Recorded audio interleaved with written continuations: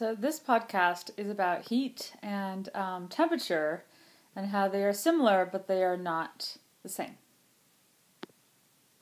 So the first thing we're going to talk about is heat capacity. And heat capacity is unique. It's a unique number for every substance, kind of like density, and it can be measured in the lab. And when you think about temperature versus heat, they are similar, but not the same. Temperature depends on the speed of the particles, and heat depends on the speed of the particles and the amount of material that you have, the amount of particles. So, for example, if you've got a bathtub and a teacup, and they both are filled with hot water, the bathtub contains, even if they are both at the same temperature, the bathtub will contain a lot more heat because it has a larger amount of water, so it has more heat. So heat capacity is defined as the amount of energy required or necessary to raise the temperature of 1 gram of a substance by 1 degree Celsius.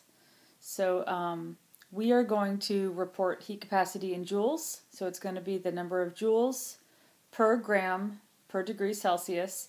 You can also report the heat capacity in calories, which is another way to measure energy. We are going to stick with joules, but just remember that you can convert between joules and calories. So heat gained or lost from a substance, the equation for that is heat, which has the symbol little q, is equal to mass times heat capacity, which is has the symbol C, capital C, times delta T, which is the change in temperature. And that's going to be measured in Celsius, and degrees, a change in temperature in Celsius is going to be the same number as the change in temperature in Kelvin. So it actually doesn't matter if we use Celsius or Kelvin if we're talking about the change in temperature. M is mass, C is heat capacity, and delta T is change in temperature. Here are some example heat capacities for substances. Water, liquid water, 4.18. Ice is around 2. Air is 1.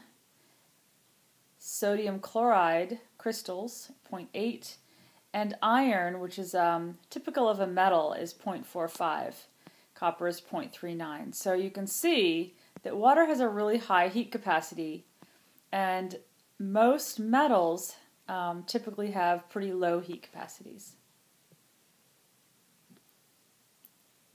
So we did a demo in class where we had 3 beakers of water, and on the left was a beaker of hot water, not boiling, but pretty hot water. On the right is a beaker of cold water, and the cold one had ice cubes in it, so it's pretty cold. And 2 different students, one put their hand in the hot water, and one put their hand in the cold water, and then for a while until their hand got adjusted to the temperatures. And then the middle beaker was warm. It was a temperature that was in the middle of hot and cold, kind of lukewarm water. And then what happened was each student took their hand out of their beaker and put it into the warm beaker, and something weird happens. A student with the hot water hand put it into the middle beaker, and it felt cold to them. And the student who had their hand in the cold water, when they put their hand in the warm water felt hot to them. So depending on where you come from, the middle beaker felt different. And this shows that we actually are really bad at judging temperature. What we are good at is determining changes in temperature. So we know that this feels colder and this feels warmer, but we're actually pretty bad at determining exactly what temperature things are.